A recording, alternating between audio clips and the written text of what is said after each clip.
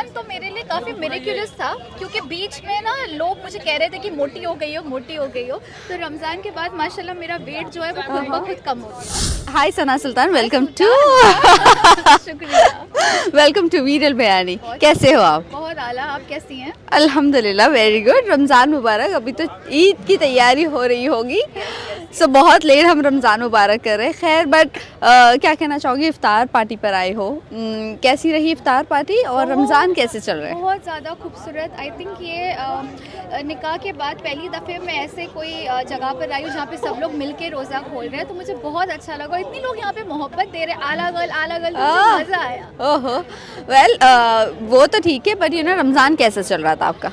बहुत खूबसूरत। जैसे मतलब मेरा काम और ये दोनों बैलेंस करके चल रही हूँ, क्योंकि फ़र्ज़ अपनी जगह बेशक जी। होता है, लेकिन काम अपनी जगह। तो रोज़ा रख के भी ट्रैवल हो रहा है, लेकिन माशाल्लाह कहते हैं ना, ऊपर वाला सब्र दे देता है। हाँ, तो हाँ। बस मेरे साथ यही हो रहा है, तो बहुत अच्छे से जा रहा है। कोई बहाना नहीं फिलहाल के लिए, राइट? रोज़े के लिए कोई बहाना नहीं। रोज़े के लिए कोई बहाना नहीं, ये फ़र्ज़ है। देखो, ये सबकी अपनी अपनी चॉइस है, लेकिन ये मुझे लगता है कि जब भी मैं रमज़ान में रोज़े रखती हूँ तो ऊपर वाला इनायत बरसाता है, और रमज़ान जब भी जाता है मुझे कुछ अच्छा और बड़ा देकर जाता है। माशाल्लाह माशाल्लाह। पर इसी के साथ साथ अगर मैं मैनेज करने की बात करूँ प्रोफेशनल टर्म्स और पर्सनल और स्पेशली डाइट भी, तो किस तरह से सारी चीज़ें मैनेज कर लेती हो आप? मैं सच कहूँ, रमज़ान तो मेरे लिए काफ़ी मिरेक्युलस था, क्योंकि बीच में ना लोग मुझे कह रहे थे कि मोटी हो गई हो, मोटी हो गई हो।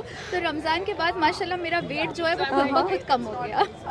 तो ये तो मेरे लिए हेल्प हो गई एक तरीके से, and it's a detox. And at the same time जब हम इतने नेक चीज़ से अल्लाह ताला के लिए रोज़ा रखते हैं, तो फिर बेशक वो एवज में आपको कुछ ना कुछ अच्छा देता है। तो मुझे बहुत सुकून मिला। और इस रमज़ान तो आपको पता है निकाह के बाद मेरा पहला रमज़ान है माशाल्लाह। तो बहुत खूबसूरत सफ़र है, बयान नहीं कर सकती। It's beautiful.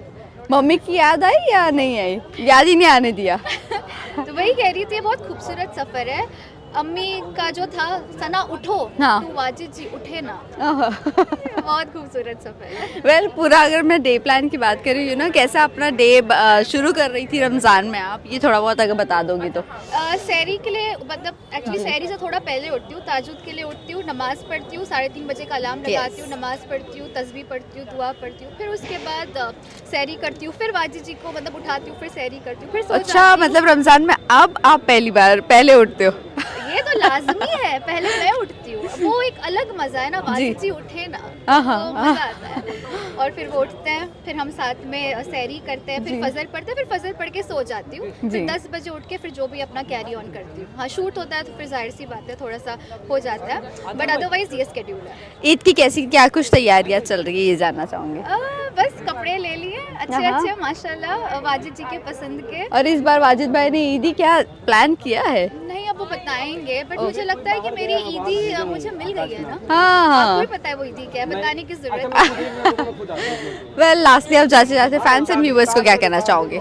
मैं यही कहना चाहूँगी कि आज यहाँ पर हम आए हैं, इतना खूबसूरत नज़ारा है। ये जो हिंदू मुस्लिम लोग करते हैं, ज़रा यहाँ पर आकर देखें, यहाँ पे हर मज़हब के लोग मौजूद हैं जो एक दूसरे का कल्चर एक्सचेंज कर रहे हैं। सो ये बहुत खूबसूरत बात है। सो यहाँ पर दिख रहा है कि सेक्युलर है हम, और सबको यही, जैसे कि मैं हमेशा कहती हूँ कि हम अच्छे इंसान बनने पर ज़्यादा तवज्जो दें, ना कि अच्छे हिंदू या मुस्लिम। तो हम इंसान हैं और हम हिंदुस्तानी हैं, Hindu Muslim secondary. Correct. Thank you so much, thank you.